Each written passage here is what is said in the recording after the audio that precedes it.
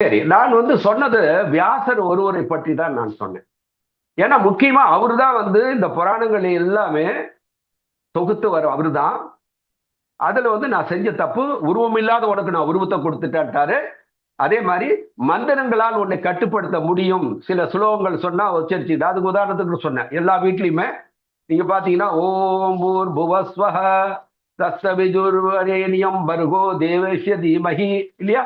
இந்த மந்திரங்கள், இது போன்ற பல மந்திரங்கள் வீட்டுக்குள்ள ஒழிச்சுக்கிட்டே இருக்கும். ஏன்னா அந்த வீட்டு மந்திரங்கள் ஒழிச்சுக்கிட்டே இருந்தா சுபிட்சை ஏற்படும், நல்லது ஏற்படும் அப்படின்ற மாதிரி. எதுலையுமே யாருக்கும் நல்லதெல்லாம் ஏற்படல. அந்த வீட்லயும் துன்பங்கள் ஓடிட்டு தான் இருக்குது. இதை நான் ஒரு யதார்த்தமா தான் சொல்றேன். இது குறையாக சொல்லாதீங்க. நான் சொல்றதா நினைக்காதீங்க. தீர்வு வேற இருக்குது, அது யாரும் கவனிக்கிறதுக்காக தான் இதை நான் சொல்றேன். அதை சொல்லும் போது தான் உங்களுக்கு புரியும். இது போன்ற நம்ம வியாசர் சொன்ன விஷயத்தை மட்டும் சொன்னேன். சரி, வியாசரே எனக்கு தெரியல. போன வாரத்துல யாரோ ஒருத்தர் வியாசர் யாருன்னே எனக்கு தெரியலங்க, அவர் சொன்ன கருத்து ஏத்துக்க முடியல. ஏன்னா காலங்காலமா நாங்க அம்மாவை நாங்க கும்பிட்டு இருக்கிறோம். இப்போ அதெல்லாம் பொய்னா பெத்த தாயே இல்லைன்னு சொல்ற மாதிரி இருக்குது அப்படின்னு ரொம்ப வேதனைப்பட்டவங்க சொன்னாங்க. உண்மையை சொல்லுகின்றோம். தெரியவில்லை என்றால் தெரிந்து கொள்ளுங்கள். இது என்னுடைய சொந்த கருத்து அல்ல. ஞானிகள் எல்லாம் எதை சொன்னாங்களோ அதை உங்களுக்கு சொல்றேன். சரி, அவர் சொன்னதான் புரியலன்னா நான் உங்களுக்கு தெரிஞ்ச ஆளுங்கள்ல யார் யார் சொல்லியிருக்காங்கன்னு நான் சொல்றேன்னு இந்த வாரம் சொல்லியிருக்கேன். உங்களுக்கு நம்மளுடைய இந்த பர்டிகுலரி நம்ம தமிழ்நாடுன்றதுனால தமிழ்ல பேசுறதுனா, தமிழ்நாட்டுல இந்த தெய்வீகத்துல உயர்நிலை அடைந்ததாக இந்த மனித சமுதாயத்தை, தமிழ் சமுதாயத்தினால, அரசாங்கத்தினால அங்கீகரிக்கப்பட்டவர் என்று சொல்லுகின்றவர்கள் ஞானிகள் என்று சொல்லக்கூடிய சித்தர்கள். இவர்கள்லாம் அங்கீகரிக்கப்பட்டவர்கள். இந்த சித்தர்களிலே பலர் இருக்கின்றார்கள். இந்த சித்தர்கள்லாம் நீங்க பாத்தீங்கன்னா நிறைய பேர் இருக்காங்க. இப்ப சித்தர்களுடைய பெயர்கள்ல யார் யாரெல்லாம் உங்களுக்கு சித்தர்களை பற்றி தெரியும், கேள்விப்பட்டிருக்கிறீங்க? நம்ம பட்டினத்தடியாரை பற்றி கேள்விப்பட்டிருக்கீங்களா? நிச்சயமா கேள்விப்பட்டிருப்பீங்க. பட்டினத்தடிகள்னு ஒருத்தர் இருந்தாரு. அதே மாதிரி சிவவாக்கியார்னு ஒரு சித்தர், கேள்விப்பட்டிருப்பீங்கன்னு நினைக்கிறேன்.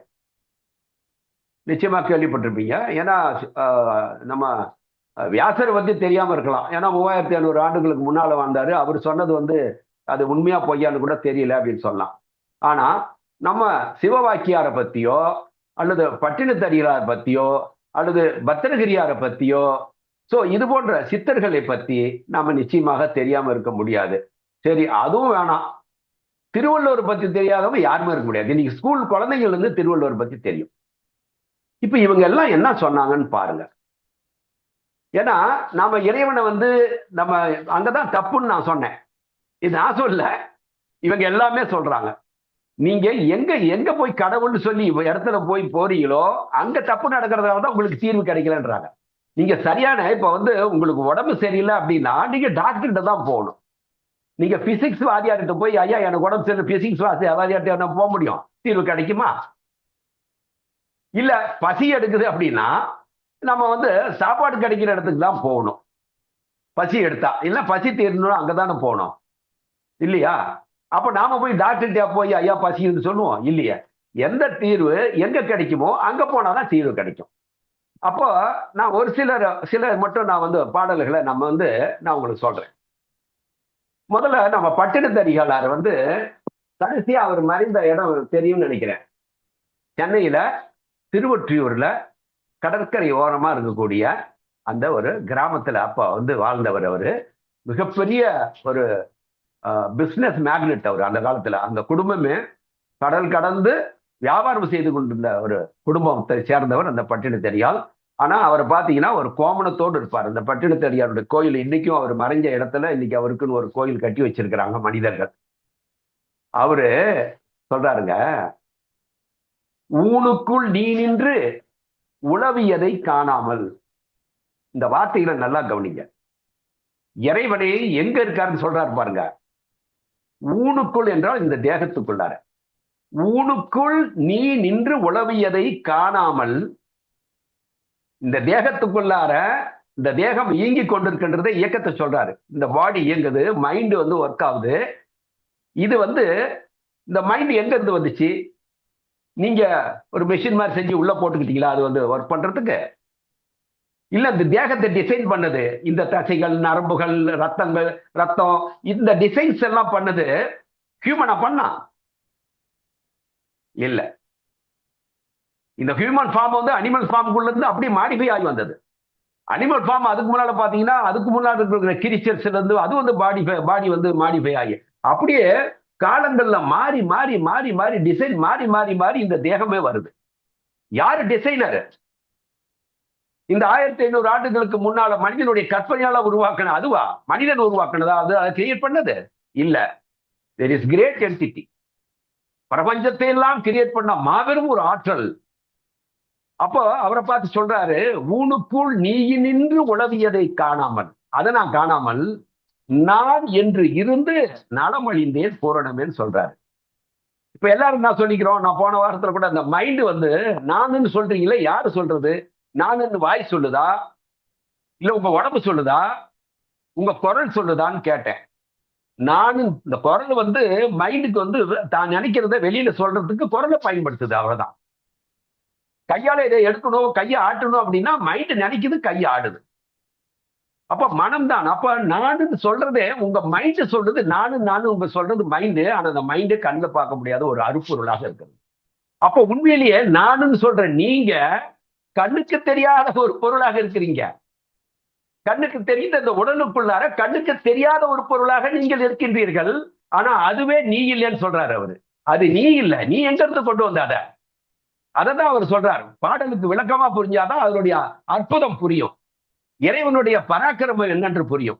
உனக்குள் நீ நின்று உளவியதை காணாமல் நான் என்று இருந்து நலன் அழிந்தேன்.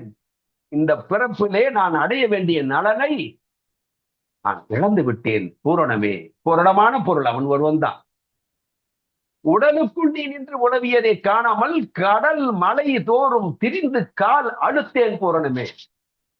கடல் கலந்து அங்க போறது, மலை மேல இருக்கிறான்னு மலை மேல ஏறி காலழுக்க ஏறுறது.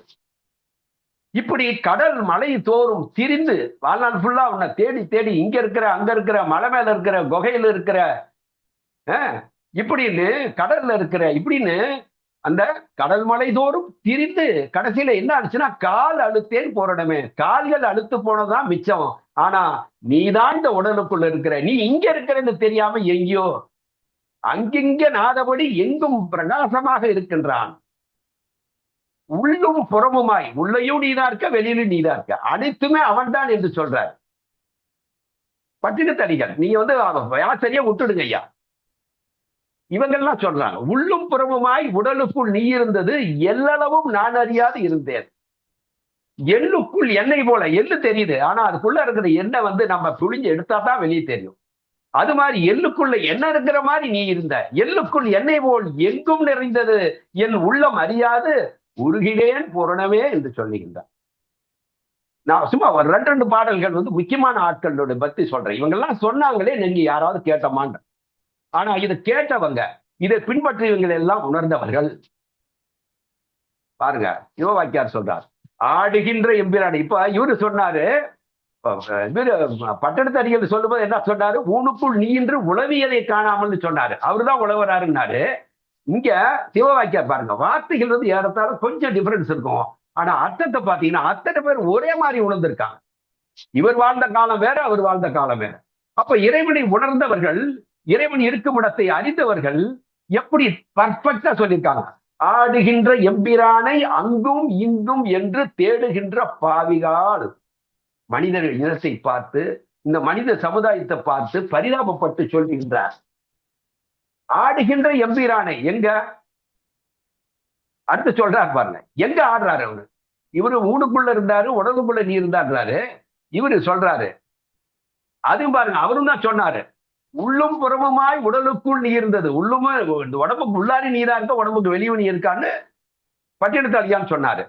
சிவவாக்கியார் சொல்றாரு, ஆடுகின்ற எம்பிரானை அங்கும் இங்கும், அங்க இருக்கிறாரு ஓடுறது, இங்க இருக்கிறான்னு ஓடுறது. ஒரு நாளைக்கு இந்த கோயிலுக்கு போறது, ஒரு நாளைக்கு அந்த கோயிலுக்கு போறது. இப்படி அங்கு எங்கும் சொல்றாரு. ஆடுகின்ற எம்பிரானை அங்கும் இங்கும் என்று தேடுகின்ற பாவிகால் தெளிந்த ஒன்றை ஓடுகிறீர். தெளிவான ஒரு விஷயத்தை ஓர்கிலீர் என்று சொன்னால் மனதை ஒருநிலைப்படுத்தி தெரிஞ்சு கொள்ளுங்க, கவனத்தை சிதறாம கேளுங்கன்னு அர்த்தம். ஓர்கிலீர் என்று சொன்னால் கான்சென்ட்ரேஷன் ஆஃப் த மைண்ட்னு அர்த்தம். ஓர்த்து உள்ளம் உள்ளது உணரின் ஒருதலையா பேர்த்துள்ள வேண்டாம் பிறப்பு என்று வள்ளுவர் சொல்றாரு. நான் அப்புறம் வரேன். அப்போ என்ன சொல்றாருங்க, அங்கேயும் இங்கும் என்று தேடுகின்ற பாவிகளே. இங்க பாவிகள்னா திட்ட கோபத்துலதான் சொல்றாரு. ஆனா பாவிகள்னா நீங்க தான் பாவி, நான் புண்ணியவான் அர்த்தத்துல சாதாரணமா ஒரு பேசும்போது அட பாவி மனுஷா அப்படின்னு சொல்றது, அது மாதிரி சொல்றாரு அவர். அவரை தப்பா நினைச்சுக்காதீங்க. தெளிந்த ஒன்றை, தெளிவான ஒரு விஷயத்தை நீங்க புரிஞ்சுக்கங்க. என்ன, எங்க ஆடிக்கொண்டிருக்கின்றான்? காடு நாடு வீடு விண் கலந்து நின்ற கல்வனை நாடி ஓடி உம்முள்ளே நயந்து உணர்ந்து பாரு. எங்க இருக்காருங்க அவங்க? எங்க ஆடிக்கொண்டு இருக்காரு? காட்டுல, நாட்டுல, வீட்டுல, விண்ணில. எப்படி இருக்கான்? கலந்து நின்ற கல்வன். ரொம்ப அற்புதமான வார்த்தையை பயன்படுத்தியிருக்காரு. கலந்து என்றால் என்னங்க? இணைந்து என்று சொன்னால் ஒரு பொருள், சேர்ந்து என்று சொன்னால் பொருள், கலந்து என்று சொன்னால் ஒரு பொருள். கலந்து என்று சொன்னால் நீரிலே உப்பு கலந்தது போல, தண்ணீரிலே சர்க்கரை கலந்தது போல, அது கலந்துடுச்சுன்னு அர்த்தம். அதாவது ஒன்று தன்னுடைய ஒரு உருவத்தை இன்னொன்றிலே கலந்துடுச்சு. அங்க ஒன்றுதான் தெரியும். ரெண்டு பொருள் இருக்கும், ஆனா ஒன்றுதான் தெரியும். அது ஒன்றில் இன்னொன்று கலந்துடுச்சுன்னு அர்த்தம். அது மாதிரி அவன் கலந்து இருக்கின்றான், பிரிச்சு பார்க்க முடியாதுன்னு சொல்றாரு. காடுவாது நீங்க பாக்குறதெல்லாம் காடா இல்ல. இன்னைக்கு காடு ஃபுல்லா இருக்கக்கூடிய மரங்களும் செடிகளும் கொடிகளும் யாரு? அவன் தான் என்று சொல்றார். அவன் தான் அந்த தோற்றத்துல வந்திருக்கான்றார். அவன் ஒரு மாற்றத்துல காட்சி அளிக்கின்றான். ஆனா அது நிஜமான தோற்றம் அல்ல. இது நிழல், அவனுடைய நிஜம் அல்ல. பல்வேறு நிழல்களாக அவன் தன்னை ஒரு வெளிப்படுத்திய காடு நாடு மனிதர்கள் வாழுகின்ற இடம். காடு என்பது மனிதர்கள் வாழாத இடம். வீடு வீட்டுக்குள்ளார, விண் வானத்துல கோள்களும் நட்சத்திரங்களும் இருந்திருக்கின்ற அந்த இடம். காடு நாடு வீடு விண் கலந்து நின்ற கல்வனை, கல்வன் என்று சொல்லுகின்றார். இங்க கல்வன்னா திருட்டு பையன் அர்த்தம் இல்ல. திருடன் எப்பயுமே வெளியில காட்டிக்க மாட்டான்ல, மறைஞ்சே இருப்பான்ல. அதுபோல பரம புருஷன் பகவான் எல்லாத்திலையும் கலந்து நீக்கவர கலந்து நிற்க. அவனை பிரிச்சே பார்க்க முடியாது. அவன் இல்லாத இடம் ஒண்ணு இல்லைன்னு அர்த்தம். அந்த 4 தானே சொன்னாரு, மீதி இடம் விட்டு போச்சே அப்படின்னு நினைக்க கூடாது. நீக்கமர நிறைந்து இருக்கின்றான் என்று சொல்றாரு. அப்பேற்பட்டவனை நீங்க எங்கேயா போய் பார்க்கணும் அப்படின்றாரு. அங்கும் இங்கும் தேடுகின்ற பாவிகள் முதல்ல இல்ல சொன்னாரா? இப்ப கடைசியில் இல்ல சொல்றா பாருங்க, நாடி ஓடி. எது? காடு நாடு வீடு விண் கலந்து நின்ற கல்வனை நாடி. நாடி என்றால் நாட்டம் இருக்க வேண்டும், அந்த வேட்கை இருக்க வேண்டும். ஓடி விரைந்து போங்க, நாடி ஓடி உம்முள்ளே, உங்களுக்குள்ளன்னு சொல்றாரு. அவரு சொன்னாரு ஊனுக்குள் நீ இருந்தின்றார், உடலுக்குள் நீ இருந்தனாரு. இங்க இவர் என்ன சொல்றாரு? இவருடைய காலம் வேற, அவருடைய காலம், வாழ்ந்த காலமே வேற. ஆனா பொருள் பாருங்க, நாடி ஓடி உம்முள்ளே நயந்து உணர்ந்து பாருமே. அப்பதான் தெரியும் அவர் அங்க இருக்கிறார். அதே அவர் சொல்றாரு, நட்ட கல்லை தெய்வம் என்று 4 புஷ்பம் சாத்தியே சுற்றி வந்து முணுமுனேன்று சொல்லும் மந்திரம் ஏதடா. அவர் சொன்னாரு, யாரு? எனக்கு தெரியாது ஐயா, 3000 வருஷத்துக்கு முன்னால் அந்த வியாசர் எனக்கு தெரியாதுன்னு சொல்லலாம். ஆனா அவரும் என்ன சொன்னாரு? நான் சில மந்திரங்களையும் சில ஸ்லோகங்களையும் ஸ்தோத்திரங்களையும் சொல்வதன் மூலமாக உன்னை கட்டுப்படுத்த முடியும், நான் எழுதி வச்சுட்டேன். நான் தப்பு பண்ணிட்டேன். நீ எந்த ஒரு மனிதனுடைய ஆற்றலுக்கு உட்பட்ட சொற்களால் உன்னை வசீகரிக்க முடியாது. நீ அத்தகைய உன்னுடைய ஆற்றல் அவ்வளவு மனிதனுடைய இதுக்குள்ளார இழுத்து கட்ட முடியுன்ற விஷயம்லாம் இல்ல. ஆனா அப்படி நான் சில சுலோகங்களை நான் ஏற்றிட்டேன்றார். தப்பு பண்ணிட்டேன் இவரு சொல்றாரு. நட்ட கல்லை கல்லுன்னு சொல்லிட்டாரு. இவங்கெல்லாம் சொன்னதுக்கு அப்புறம் வேற ஒண்ணு சொல்ல போறேன், அதான் முடிக்க போறேன். அதை நீங்க இல்லைன்னு சொல்ல முடியுமா பாருங்க. இவங்களையும் சொல்ல முடியாது. இவங்க இதெல்லாம் எதுக்காக நான் உங்களுக்கு சொல்றேன்னா, இப்ப இவங்க சொல்ற தயவு செய்து புரிஞ்சுக்கோங்க. நான் இதை சொல்றதுக்கு என்னத்துக்கு எல்லாரும் எனக்கு ஓட்டு போட்டு எனக்கு ஜெயிச்சு வைங்க நான் சொல்றது, அதுக்காக நான் சொல்லிட்டு வரேன். உணர்ந்து கொள்ளுங்கள் மனிதம், இந்த மனித இனம் உணர்ந்து கொள்ள வேண்டும். இன்னும் எத்தனை நூற்றாண்டுகள் ஆனாலும் இதற்கு தீர்வு கிடைக்காது. மனிதர்கள் இன்னும் துன்பத்தினுடைய பெருங்கடலை போய் அந்த கடலை நோக்கி போகின்றார்கள். வேதனுடைய உச்சம். அன்னைக்கெல்லாம் தற்கொலைகள் இவ்வளவு இல்ல. மனிதனுக்கு மனிதன், கணவனுக்கும் மனைவிக்கு நடுவுல, பிள்ளைகளுக்கும் தந்தைக்கும் தாய்க்கும் நடுவுல, உறவுகளுக்கு நடுவுல, நட்புக்கு நடுவுல எங்கேயுமே ஒரு சுவையான இணக்கம் என்பதே இல்லை. காரணம் என்னன்னு சொன்னீங்கன்னா, மனித மனம் என்பது அவ்வளவு ஒரு நெகட்டிவா போயிட்டு இருக்குது. காரணம் அன்னைக்கு அவ்வளவு ஓரளவுக்கு தூய்மையாக இருந்தது. அப்ப அவர் சொல்றாரு பாருங்க, நட்ட கல்லை தெய்வம் என்று 4 புஷ்பம் பூ போட்டுள்ள அர்ச்சனை பண்றோம்ல, சொல்றார் நட்ட கல்லை தெய்வம் என்று 4 புஷ்பம் சாத்தியே சுற்றி வந்து முணுமுனேன்று சொல்லு மந்திரம் எதடா. பிரகாரத்தை சுத்துவோம், நவகிரகங்களை சுத்துறோம், இப்படி கோயிலை சுத்துறோம். இதெல்லாம் நான் மறுபடியும் திரும்ப திரும்ப சொல்றேன். நான் குறை சொல்லவில்லை. இது நம்பிக்கை, மனிதர்கள் நம்பிக்கை. ஆனால் நம்பிவிட்டால் நடந்து விடுவோம். நம்பிக்கை வேறு, நிஜம் என்பது வேறு. வித்தியாசங்களை தெரிந்து கொள்ள வேண்டும் இந்த மனித சமுதாயம்.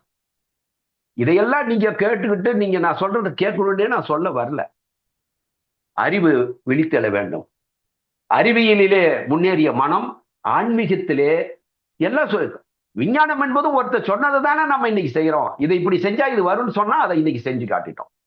அதே மாதிரி பகவான் இடத்துல நீ எங்க போனா தீர்வு கிடைக்குன்னு சொன்னாங்க, அதை செஞ்சு பாருங்கன்னு நான் சொல்றேன். அப்ப சொல்றாரு பாருங்க, நட்டக்கல்ல தெய்வம் என்று 4 புஷ்பம் சாத்தியே சுற்றி வந்து முணுமுனை என்று சொல்லும் மந்திரம் ஏதாடா. எந்த மந்திரம்டா நீ உடனே சுத்தி உடனே மந்திரம் சொன்னா நடந்துருமா? நட்ட கல்லும் பேசுமோ கேட்கிறாரு, கேள்வி கேட்கிறாருங்க. நட்ட கல்லும் பேசுமோ? ஏன் பேசாது? நாதன் உள்ளிருக்கையில். பாருங்க, நான் அவரு சொன்னேன், அடுத்தது இவர் சொல்றேன்.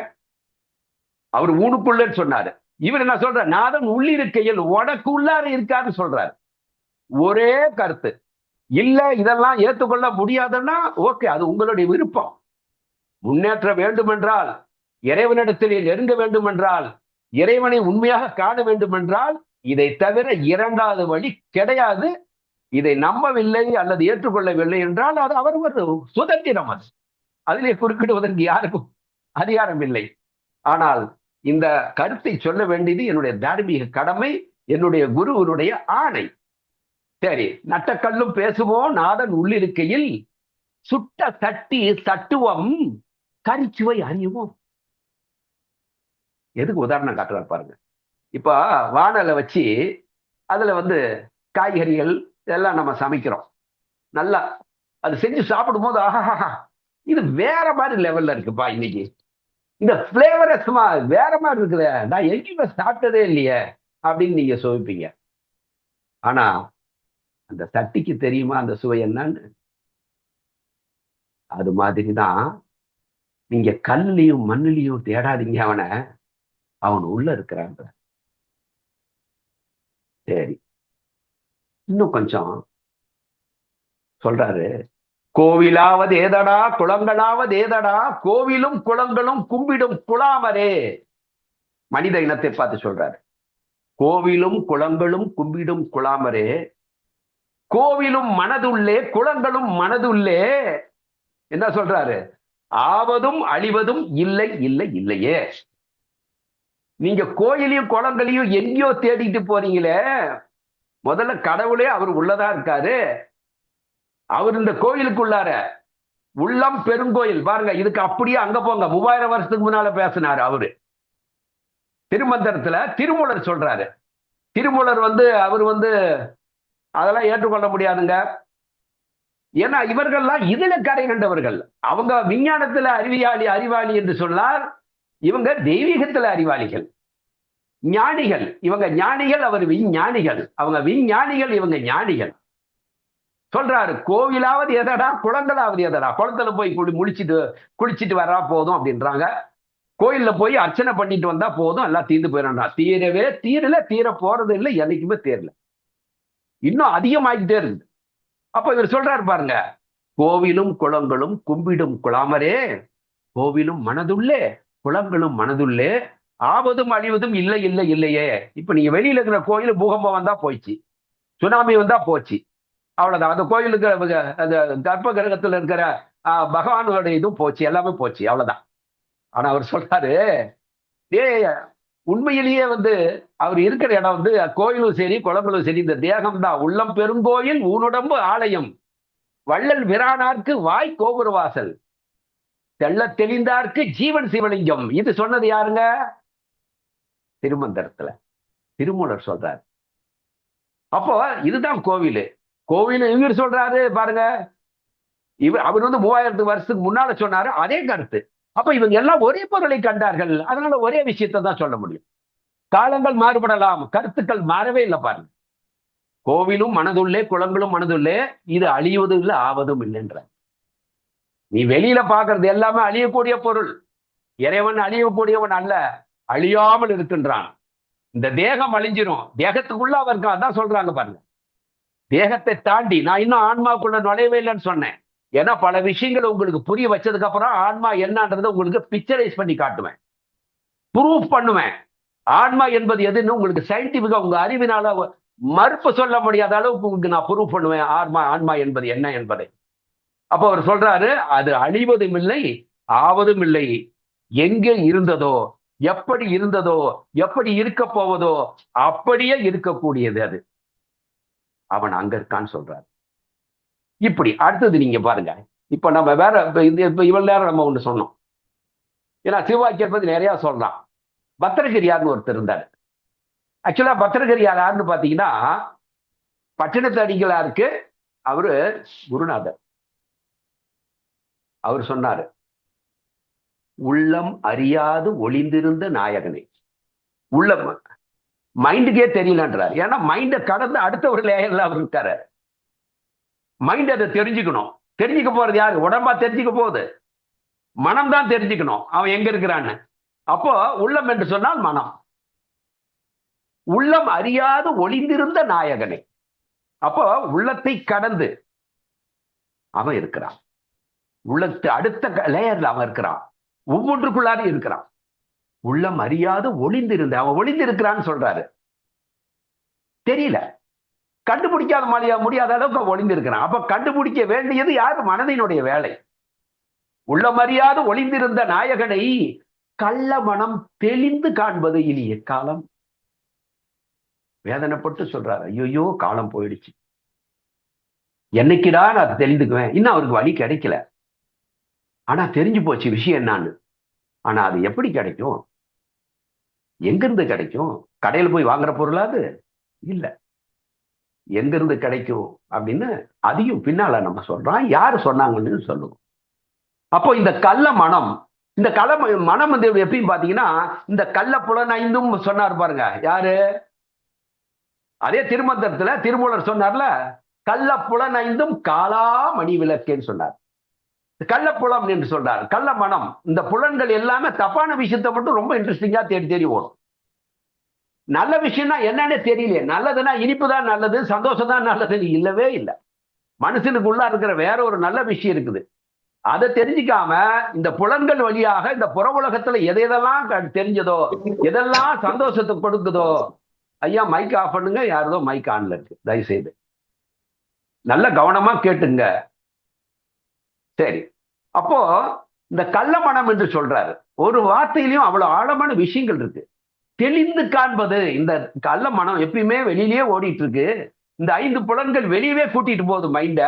மனம் இதன் வழியாக வெளியவே ஓடிக்கொண்டிருக்கிறது. ஆனா இப்போ அதை விட்டுட்டு தெளிவான ஒன்று இருக்குது, அதை காண்பது எக்காலம் என்று சொல்றார். ஓடாமல் ஓடி இங்க ஓடுறது அங்க ஓடுறது, உலகை வலம் வந்து சுற்றி தேடாமல் என்னிடமாய் தரிசிப்பது எக்காலம். என்னிடமாய், என்னிடத்துக்குள்ளாரே, எனக்குள்ளே அவன் இருக்கின்றான். அப்போ இப்படி சொல்லிட்டே போலாம். கடைசியா ஏன்னா இன்னும் நிறைய பேர் இருக்குது. நான் இப்போ முக்கியமான ஒருத்தரை பத்தி சொல்லப்போம். திருமந்திரத்திலிருந்து திருமூலர் சொன்னதை சொன்னேன், பத்திரகிரியார் சொன்னேன். உங்களுக்கு தெரிய மிக பிரபலமானவர்கள் இவர்கள்லாம். 18 சித்தர்கள் இருக்கிறாங்க. ஆனாலும் உங்களுக்கு தெரிந்தவர்கள் என்னென்ன சொன்னாங்கன்னு நான் சொன்னேன். இப்ப மகா யோகி, ஆதி யோகி, ஆதி யோகின்னு கேள்விப்பட்டிருக்கிறீங்களா? ஐயா யாராவது ஆதி யோகின்னு கேள்விப்பட்டிருக்கீங்களா? யார வந்து ஆதி யோகின்னு சொல்லுவாங்க? ஏதோ தெரிஞ்சா சொல்லுங்களேன் சும்மா. சத்குருயா. ஓகே, வேற யாரேனும் ஆதி யோகின்றத யாரு சொல்லுவாங்க? சிவனை சொல்லுவாங்க. சிவபெருமானை. அவர்தான் அவர்தான் அந்த கிரேட் யோகி.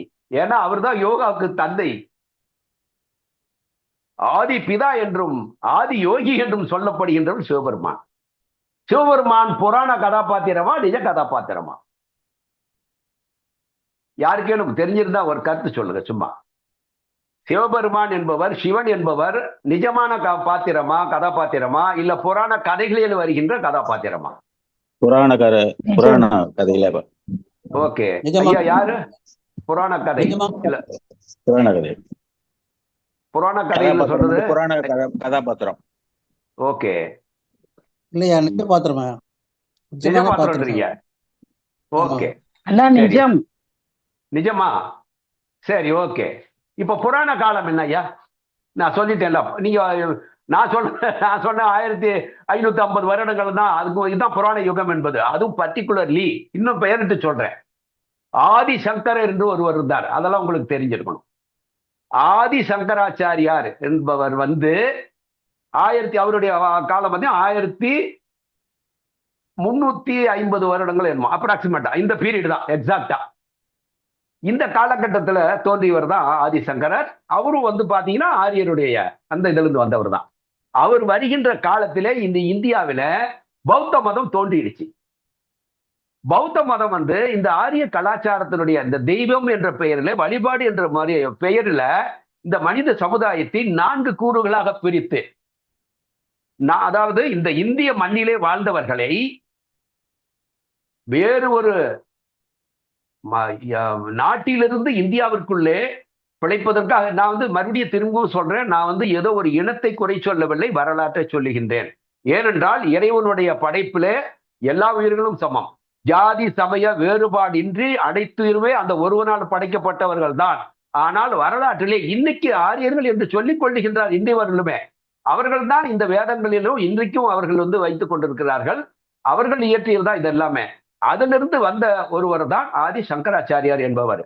அவர் வந்த காலத்துல இந்த ஆரியர்களுடைய அந்த டாமினேஷன் என்பது, இந்த 4 வகையா பிரிச்சாங்கல்ல, சூத்திரன் இல்லையா, வைசியன், சத்திரியன், இப்படி இந்த 4 வர்ணங்களாக மனிதர்களை இந்த மண்ணில பிறந்தவர்களை 4 வகையாக பிரித்து அவர்களுக்குள்ளார அவங்க பிரிச்சுக்கல. அவர்கள் இங்கு வந்து இந்த இந்திய மண்ணில வாழ்ந்தவர்களை பிரித்து ஒவ்வொருவரையும் ஒவ்வொரு விதமாக அவர்கள் தன்னுடைய அடிமைகளாக மாற்றினார்கள். இன்றைய வரையிலும் கை கட்டி கொண்டு அடிமைகளாகத்தான் வாழ்ந்து கொண்டிருக்கிறது அந்த சமுதாயம். ஆகவே நான் வந்து அந்த டாபிக் உள்ள போக விரும்பல.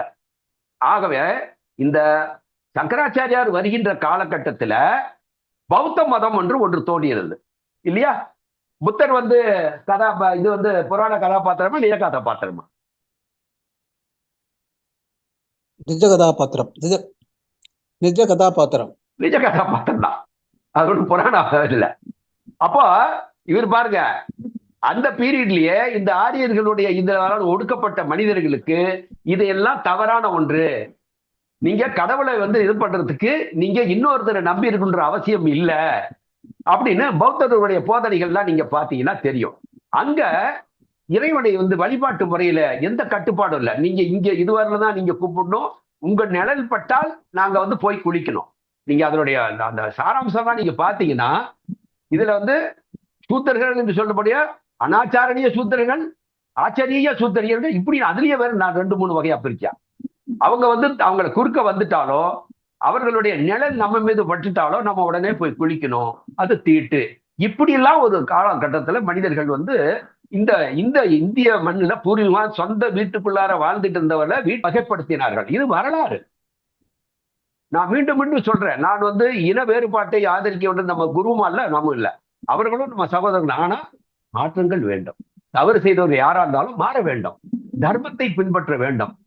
அப்போ அந்த காலகட்டத்துல ஒடுக்கப்பட்ட இவர்கள் கடவுள் என்ற பெயரால் கூட கடவுள்கிட்ட நெருங்க முடியல போது பௌத்த மதம் அங்க கேட்ட தொடர்ந்து.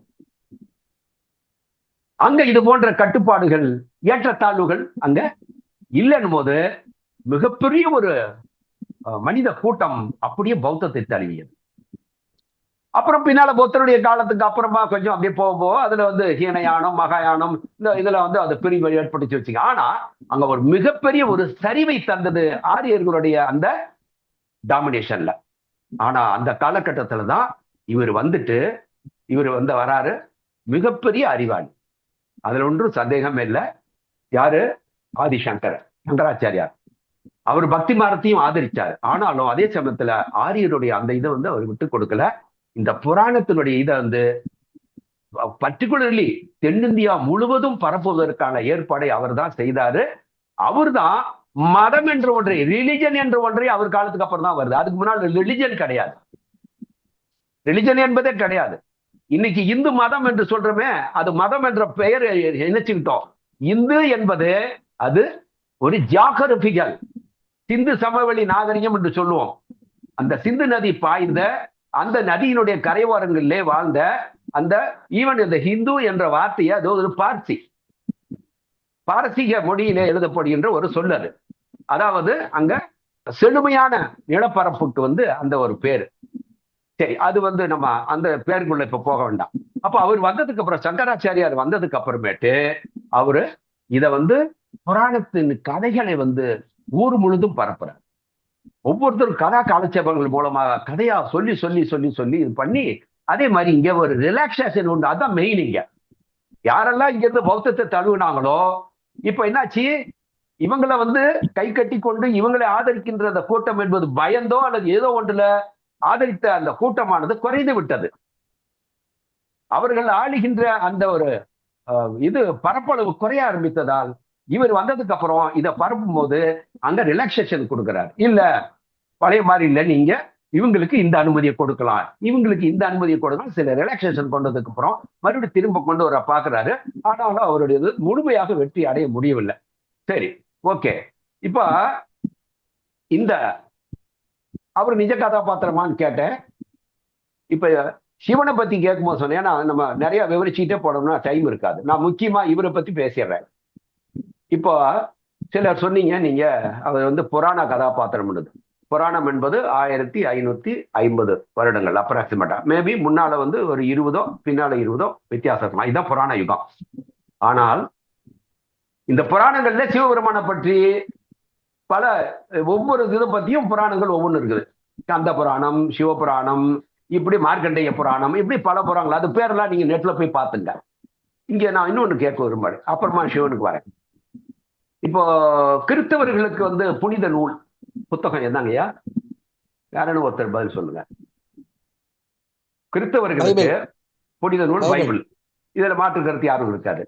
சரி, இஸ்லாமியர்களுக்கு வந்து புனித நூல் எது? குர்ஆன். சரி, இப்போ இந்து என்று சொல்லப்படுகிறவர்களுக்கு புனித நூல் எது? பகவத்கீதை. ஐயா, இது உண்மையா? இதை ஒத்துக்கிறீங்களா இல்ல வேற ஏதாவது இருக்கா? அப்படிதான் சொல்றாங்க. இல்ல நீங்க சொன்னீங்க, வேற யாராவது இதுல கருத்து இருந்தா சொல்லிடுங்க இப்பவே. ஏன்னா ஒவ்வொன்றையும் நம்ம வந்து தெளிவாக்கிட்டு தான் அடுத்த கட்டத்துக்கு போகணும். இதுல வேற மாற்று கருத்து இல்லைன்னு நினைக்கிறேன். அதனாலதான் நீங்க பதில் இல்லை, நான் அப்படியே ஏற்றுக்கொள்றேன். உண்மையிலேயே இந்துக்கள் என்று சொல்லப்படுகின்றவர்களுக்கு வேத புத்தகமாக சொல்லப்படுவது இந்த பகவத்கீதைன்னு சொல்றாங்க. ஒவ்வொரு இஸ்லாமிய வீட்டிலையும் குர்ஆன் இருக்கு. ஒவ்வொரு கருத்துவனுடைய கையிலும் ஒரு பைபிள் இருக்கு. எத்தனை இந்துக்கள் என்று சொல்லப்படுகின்றவர்களிடத்திலே பைபிள், இது பகவத்கீதை இருக்கு. அதை கூட படிக்கலையா?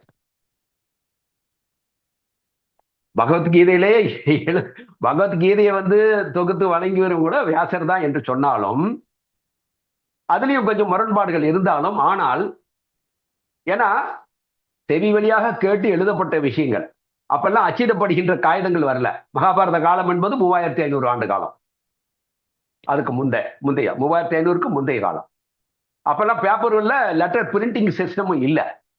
ஆனா எப்ப வந்து பேப்பர் சிஸ்டம், பிரிண்டிங் சிஸ்டம் வந்ததோ அப்ப இந்த காதால இப்ப சொல்லப்படுகின்ற அந்த சுருதி என்றாலே காதால கேட்கறது. காதால கேட்டுதான் அந்த மந்திரங்களை கத்துக்கிட்டாங்க அப்ப அந்த வேதத்தை படிச்சவங்க எல்லாமே. அப்போ அது டெஃபினட்டாக வந்து அது காதால கேட்டு சொல்லும் போது இந்த கம்யூனிகேஷன் கேப்னு சொல்லுவாங்க. அதை ஒரு விஷயத்தை கேட்டு இன்னொருத்தர் சொல்லும் போது ஒரு சின்ன எழுத்து பிழை மாறினாவே அர்த்தமே மாறிடும். அது மாதிரி மாற்றங்கள் இருந்தாலும் ஆனாலும் பெரும்பான்மையான விஷயங்கள் எல்லாமே அந்த பகவத்கீதையில எல்லாமே, அதுவும் பர்டிகுலர்லி பகவானை பத்தி சொல்லப்பட்டிருக்க விஷயம், பகவானை அறிகின்ற விஷயத்தை பக்தி யோகா பகுதியில் எடுத்துக்கிட்டீங்கன்னா மிக தெளிவாகவே ஒரு 80% மேல தெளிவாக தான் கொடுக்கப்பட்டிருக்குது. ஆனால் அந்த விஷயத்தையாவது என்னதான் சொல்லி இருக்குது, இதுதானே நம்ம புனித நூலுன்னு சொல்றாங்களேன்னு யாராவது திரும்பி பார்த்தாங்களா அந்த பக்கத்துல நான் கேட்கிறேன். இதெல்லாம் நம்ம வந்து கூச்சப்படணும், வெட்கப்படணும். எங்கெல்லாம் சரியான விஷயங்கள் சொல்லப்பட்டிருக்கிறதோ அதை கூட நம்ம திரும்பி பார்க்கவில்லை. அப்படியே குதிரைக்கு கடிவாளத்தை கட்டினது போல ஏறத்தாழ 10,000 ஆண்டு காலமாக இப்படியே ஓடிக்கொண்டிருக்கின்றோம்.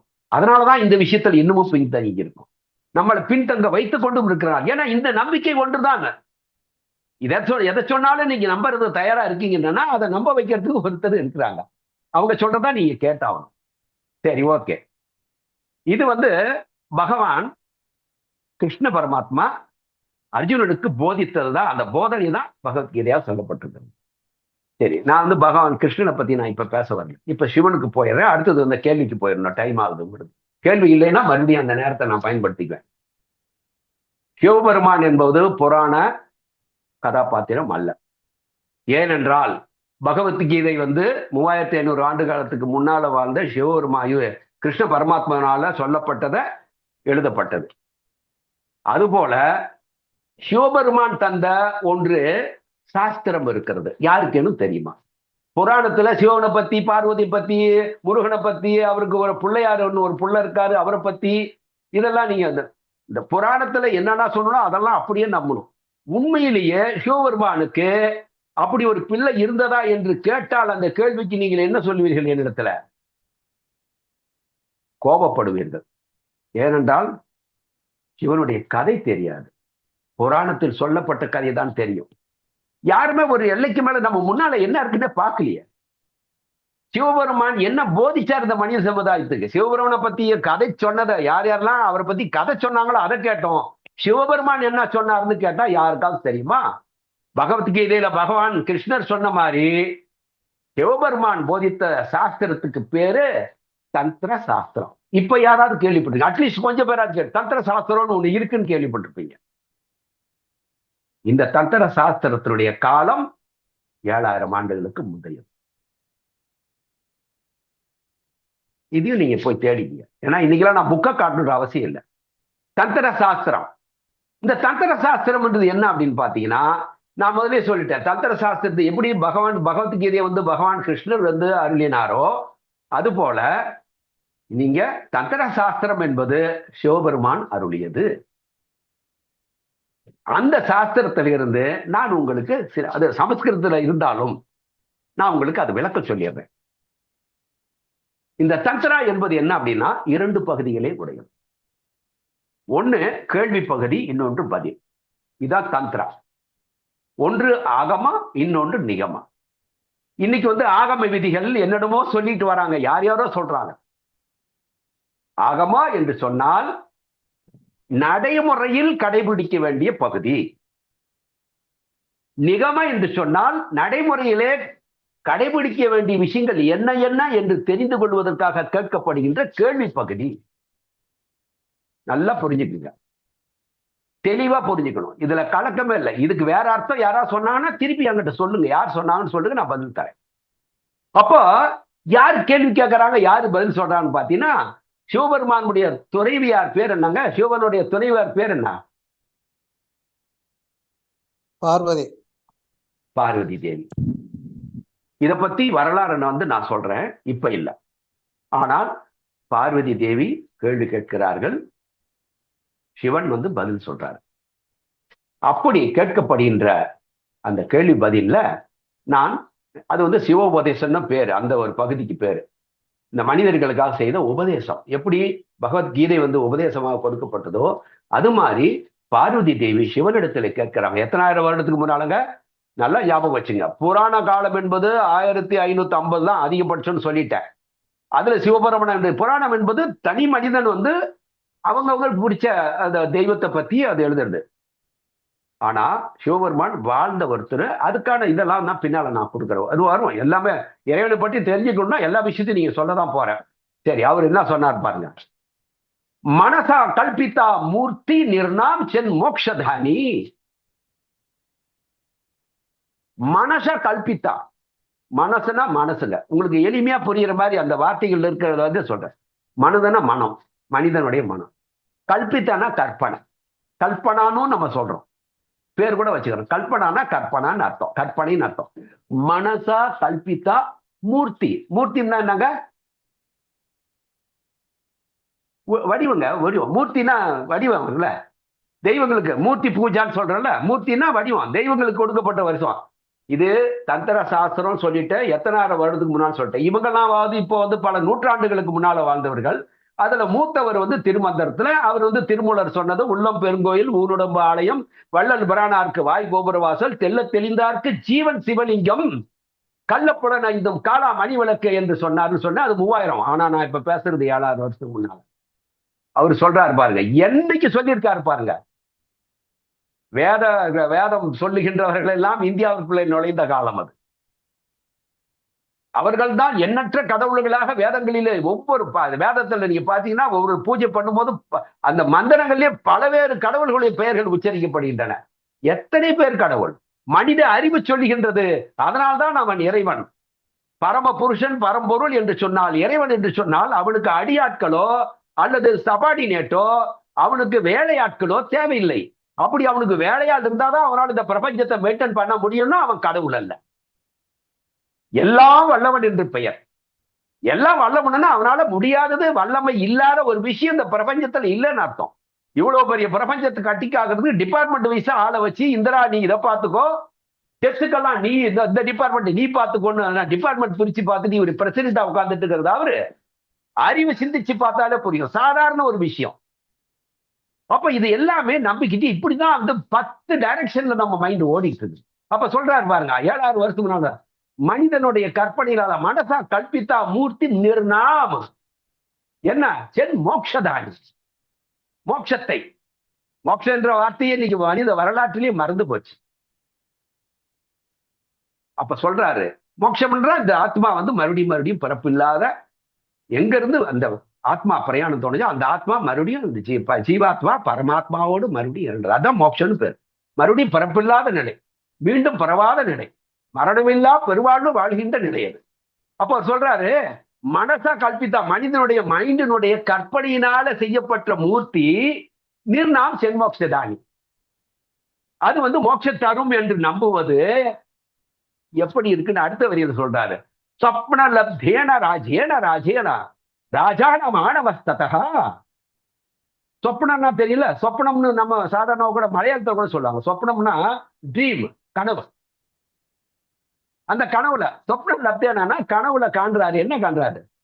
ராஜ்யனா, ராஜ்யம் இல்ல, கனவுல ஒருத்தர் கனவு காண்றாரு. அங்க ராஜ்யம், பெரிய ராஜ்யத்துக்கு ஒரு ராஜாவா இருக்காரு. அந்த கனவுல வந்து கனவு காண்றாரு. அதுல வந்து மிகப்பெரிய ஒரு ராஜ்யத்துக்கு ஒரு ராஜாவா இருக்க மாதிரி கனவு காண்றாரு. இது கனவு. உண்மையிலேயே கனவுல அந்த ராஜாவா அவர் இருக்கிறதாக இருந்தால் அந்த ராஜ்யம், கனவில் கண்ட ராஜ்யம் நிஜமானதா? அங்க ராஜானா ராஜ்யேனா ராஜானா மாணவஸ்ததா, மாணவனா மனிதர்கள், பிரஜைகள். அப்போ ஒருத்தர் கற்பனையில தன்னுடைய கனவுல ஒரு கனவு காண்றான். அங்க பெரிய ஒரு ராஜ்யத்துக்கு அவன் பெரிய மன்னனாகவும் அந்த ராஜ்யத்துல வாழுகின்ற மனிதர்களுக்கெல்லாம் பிரஜைகளுக்கெல்லாம் மன்னனாக அவன் கனவு காணுகின்றான். அது எப்படி பொய்யோ? ஏன்னா அவன் கனவுல தானே காண்றான். அதெல்லாம் அத்தகையதுதான் இந்த மனச கல்பித்தா மூர்த்தி நின்னா சென்மோக்ஷதானி. இது நான் சொல்லலுங்க. 7000 வருடத்துக்கு முன்னால இங்க சிவோபதேசத்துல சிவபெருமான் அடுத்தது சொல்றாரு பாருங்க. மிருஷிலா தாத்து தார்வாதி பூர்த்த விஸ்வரோ புத்தயோ கிளிஷன் தத்தா பாஷக ஞானம் பினா மோட்சம் நா ஜாந்தித்தே. என்ன சொல்றாரு? மிருஷிலா தாத்து தார்வா, 4 விஷயம். சிலானா கல்லு, கல்லால. தாத்து மெட்டல், தார்வா மரம். அப்போ களிமண், மிருச்சுனா களிமண். மண்ணுலாலையும் இங்க மரத்தாலையும் உலோகத்தாலையும் நீங்க அந்த வடிவங்களை மூர்த்தி பாரு. இங்கேயும் சொல்ற மிருசிலா தாத்து தார்வாதி மூர்த்தம். இறைவனை மூர்த்திகளாக மனிதன் செய்யறான். இறைவனை இவன் படைக்கின்றான், கடவுளையும் இவன் படைக்கின்றான். இவனே படைச்சுக்கிட்டு அது குழந்தைங்க வந்து பாருங்க கூட்டாஞ்சோறு ஆக்கிட்டு விளையாடுவாங்க சின்ன குழந்தைங்கள. ஒரு குழந்தை வந்து கையை நிறைய கல்லுங்கெல்லாம் வரிசையா வச்சுட்டு ஏதோ ஒண்ணு வச்சுட்டு அதெல்லாம் ஸ்டூடெண்ட் மாதிரி இது டீச்சர் மாதிரி குச்சை வச்சுட்டு ஒரு கல்லையும் மிரட்டிட்டு இருக்கும். அதே மாதிரி கூட்டாஞ்சோறு வாங்கிட்டு இது உனக்கு அங்க கல்லுங்க மாதிரி உட்காந்துட்டு இருக்கும், பொம்மைகளை வச்சுட்டு விளையாடுறோம். அது மாதிரி இது கற்பனையில. அப்போ சொல்றாரு, இந்த மாதிரி நீ களிமண்ணாலும் கல்லாலும் உலோகத்தாலும் மரத்தாலும் நீங்களாவே வந்து வடிவங்களை அமைத்துக் கொண்டு விஸ்வரோ, இந்த உலகத்தில் வாழ்கின்ற மனிதர்கள், புத்தையோ இதெல்லாம் ஞானம், இந்த இதெல்லாம் வந்து உங்களுக்கு ஞானம் தரும் என்று நினைத்துக் கொள்வது கிடைக்காது. என்ன சொல்றாரு, கிளேஷன் தத்தா, கிளேஷா அப்படின்னு சொல்ற சமஸ்கிருத வார்த்தைக்கு துன்பம்னு பேரு. கிளேஷா கிளேஷ அந்தஸ்தா பாஷகா ஞானம் வினா, ஞானம் வினா, வினானா இல்லாம, ஞானம் என்றால் ஞானம் இல்லாமல். ஞானம் என்பது தன்னை அறிதல். தன்னை அறிதல் என்று சொன்னால் நான் என்பது இறைவன், நான் அல்ல என்பதுதான் ஞானம். இது நான் அல்ல, ஊனுக்குள் நீ இருந்து வந்து அவர் சொன்னாங்கல்ல இவங்கெல்லாம், ஞானம் என்று தன்னை அறிதல் என்பதா, செல்ஃப் ரியலைசேஷன், தன்னை உணர்தல், தன்னை அறிதல். தன்னை அறிந்து இன்பமுற வெண்ணிலாவே ஒரு தந்திரம் நீ சொல்ல வேண்டும் வெண்ணிலாவே என்று ராமலிங்க சுவாமிகள் பாடுறாரு. அப்ப அவர் சொல்றாரு, இந்த ஞானம் வினா, ஞானம் தன்னை அறிகின்ற ஞானம், தனக்குள்ளே இருப்பது நான் அல்ல நீதான் இருக்கின்றாய் என்ற ஞானத்தை தெரியாதவர்கள் இது போன்ற கல்லாலும் உலோகத்தாலும் மரத்தாலும் இதெல்லாம் இந்த இறைவனை வந்து அவர்களே உருவமாக்கி அது மூலம் ஞானத்தை பெற முடியும் என்று நம்பிக்கொண்டிருப்பது, இதனால துன்பங்களை மட்டும்தான் அவர்களால் சுமந்து கொள்ள முடியும் என்று சொன்னார். கிளிஷன் தஸ்தா பாசகா மோட்சம் நா ஜாந்தித்தே, ஒருபோதும் மோட்சத்தை பெற முடியாது, அடைதல் முடியாது என்று சொல்றாரு. கடைசியா இன்னொன்னு சொல்லிடுறேன், உங்க கேள்வி நேரம் குறையுது, ஏன்னா நிறைய இருக்கு. இன்னும் ஒரே ஒரு சிவபிராமனுடையது நிறைய விஷயம் இருக்கு. ஆனால் ஒரே இதம் தீர்த்தம் பிரம்மத்தை தாமச ஜன ஆத்ம தீர்த்தம் நாஜானந்தே கதம் மோட்ச வரானே. இந்த தீர்த்தம் பாருங்க, அவரு வியாசர் சொன்னார்ல, இந்த தீர்த்தம் அந்த தீர்த்தம் புண்ணிய தலங்கள், புண்ணிய தீர்த்தத்துக்கெல்லாம் நீ போனாதான் அவனை வந்து மோட்சத்தை அடைய முடியும் அப்படின்னு சொல்லி நான் தப்பா எழுதிட்டேன் அப்படின்னு இவர் சொன்னார்ல. இந்த ரியலைசேஷன் எவ்வளவு காலத்துக்கு அப்புறம் வந்துச்சு பாருங்க, கடைசி காலத்துல அவரு எல்லாம் முடிச்சு கடைசியில வந்து வயோதிகம் ஆகி அவர் வந்து இதுக்கு மேல அவர் எழுதுறன்ற கட்டத்துக்கு வரும்போது வந்தது. ஆனா 7 வருஷத்துக்கு முன்னாடி சொல்றாரு, இதம் தீர்த்தம் பிரமந்தே. பிரமந்தே அப்படின்னா ஓடிக்கும், இங்கேயும் அங்கும் ஓடுவது. பிரம்மந்தேனா அலைஞ்சுக்கிட்டே இருக்கான்னு சொல்றோம்ல, அதான் பிரம்மந்தே. இங்கேயும் ஓடிட்டே இருப்பாங்க மனிதர்கள். இதம் தீர்த்தம், இந்த புண்ணிய தீர்த்தத்துக்கு போனா நமக்கு பாவங்கள்லாம் போயிடும். இந்த புண்ணிய தலத்துக்கு போயிட்டு வந்தா பாவங்கள் போய் மோட்சம் கிடைச்சிடும். இன்னும் வரணும் மனுஷன் நம்ப வச்சது யாருன்றதா நீங்க தான் கண்டுபிடிக்கணும். ஆனா நம்பிக்கிட்டு இருக்கிறோம். எங்க இருந்து இந்த நம்பிக்கை ஓடிட்டு இருந்ததுன்னு வேற ரூட்டுக்கு போயிட்டே பாருங்க. ஆனா இன்னமும் ஓடிட்டு இருக்கிறோம். சொல்றாரு, இதம் தீர்த்தம் என்று பிரமந்தே மனிதர்கள் ஓடுறாங்க. எத்தகைய மனிதர்கள்? தாமச ஜனஹா. ஐயா இது நான் சொல்லுங்க, தந்திர சாஸ்திரத்துல சிவபெருமான் இருந்தது. தாமச அப்படின்றால் அதாவது சத்துவ ரஜோ தமோன்னு 3 விதமான குணங்கள். இந்த தமம் என்பது என்னன்னா தெளிவில்லாதவர்கள், மந்த நிலையுடையவர்கள் அப்படின்னு அர்த்தம். தாமச ஜனா மனிதர்களை சொல்றார், ஜனங்களை. தாமச ஜனா அவங்களுக்கு எது ரைட்டு எது தப்பு, அவங்க ஒரு மயக்கத்திலேயே இருப்பாங்க, தெளிவு தெரியாது. தெளிவில்லாத மனிதர்கள் தாமச ஜனனா, புத்தி தெளிவில்லாதவர்களால அவங்க எதை சொன்னாலும் இங்க போய் பாருங்க அங்க நடக்கும்வாங்க, உடனே அங்க போடுவாங்க. இங்க போய் பாருங்க அது நடக்கும்வாங்க. இது நான் சொல்ல மறுபடியும் சொல்றேன், 7,000 வருஷத்துக்கு முன்னால தந்திர சாஸ்திரத்துல இங்க சிவோபதேசத்துல சிவபெருமான் போதிச்சது. அப்போ இங்கேயும் அங்கேயும் ஓடிட்டு இருக்கிற மனிதர்கள் தாமச ஜனா, அறிவு புத்தி தெளிவுள்ளவர்கள் தெரிஞ்சுக்குவாங்க. அத்தனை 6 வருஷத்துக்கு அப்புறமாவது அவருக்கு தெரிஞ்சது யாருக்கு? வியாசருக்கு. இவங்கெல்லாம் சொன்னாங்க. இப்போவாது நமக்கு ஐயோ எத்தனை பேர் திட்டி சொன்னாங்க, இங்க இருக்காரு அங்க இருந்து சொல்லியிருக்காங்க, எடுத்துக்காட்டு கொடுத்துட்டேன். புத்தகம் எல்லாம் நான் படிக்க முடியாது, சொல்ல முடியாது. கடைசியில் என்ன சொல்றாரு, ஆத்ம தீர்த்தம் நான் ஜானந்தி கதம் மோக்ஷ வரானதே. ஆத்ம தீர்த்தம் இந்த புண்ணிய தீர்த்தம் என்பது எல்லாரும் ஒவ்வொரு வார்த்தை சொன்னாங்க. ஆனா அவர் கிளீனா சொல்லிட்டாரு, ஆத்மா தீர்த்தம். நீங்க எந்த தீர்த்தத்துல மூழ்கணும்னா இந்த உடம்ப கொண்டு போய் மூழ்க அடிக்கிறது இல்ல, உங்களுடைய மனதை மூழ்க செய்ய வேண்டும். மனம் மூழ்க வேண்டும். ஏன்னா பாவம் செஞ்சது மனம், புண்ணியம் செஞ்சது மனம். மனம் தான் செய்கிறதா என்பது இப்ப நேரம் இல்லாதனால் அடுத்த வகுப்புல நான் இது உங்களுக்கு இன்னும் சில தெளிவாக சொல்றேன். ஏன்னா தெளிவாக வேண்டிய விஷயம் இதுதான். இந்த தெளிவுக்கு அப்புறம் தான் நீங்க அடுத்தது ஆன்மீகத்துக்குள்ள நுழைய முடியும், தியானத்துக்குள்ள நுழைய முடியும். அங்கதான் நீங்க தேடுகின்ற ஆன்மீகத்தை தெளிவா இந்த கட்டத்தை நீங்க தெளிவா புரிஞ்சுக்கலன்னா, அதுக்கப்புறம் நீங்க கேட்கறது எல்லாமே இதை மைண்ட் புரிஞ்சுக்கலன்னா அதுக்கப்புறம் எதுவுமே உங்களால ஏற்றுக்கொள்ளவே முடியாது. இங்க தெளிவு அடையுங்க. சரி, அப்ப என்ன சொல்லிட்டாரு? ஆத்மாதான் தீர்த்தம் தார். இதம் தீர்த்தம் இதம் தீர்த்தம் இல்லை. இந்த தீர்த்தம் அந்த தீர்த்தம் எங்கெங்கயோ ஓடிட்டு இருக்கிறோம், அது தீர்த்தம் இல்ல, ஆத்மாதான் தீர்த்தம். அந்த தீர்த்தத்துக்குள்ளார நீங்க மூழ்க வேண்டும். நீங்கன்னா உங்க உடம்ப கொண்டு போய் ஆத்மாக்குள்ள நுழைக்க முடியாது, மனம் ஆத்மாவுக்குள்ளார மூழ்க வேண்டும். அது எப்படி மூழ்கணுன்றதோ எல்லாமே உங்களுக்கு சொல்றேன். என்ன சொல்லியிருக்காங்க, எப்படி மூழ்க வேண்டும் என்ற சிஸ்டம் என்னன்றதையும் சொல்லியிருக்காங்க. எல்லாமே தெளிவா சொல்றேன். அது அதுல மூழ்காம கதம் மோட்ச வரானே, உங்களால மோட்சம் என்பதை பெறவே முடியாது என்று சொல்லிட்டாரு. ஸோ இதுக்கு இன்னும் விளக்கங்கள் நிறைய இருக்குது. ஆனாலும் நேரமின்மை, 1 மணி நேரத்தில் நான் பேசணும், ஆனால் அதிக டைம் எடுத்துக்கிட்டேன். இந்த விஷயங்கள்ல டவுட்டோ அல்லது சந்தேகங்களோ அல்லது ஏதேனும் இருந்தால் தெளிவடைங்க. சந்தேகம் உள்ளவர்கள் கேளுங்க தயவுசெய்து.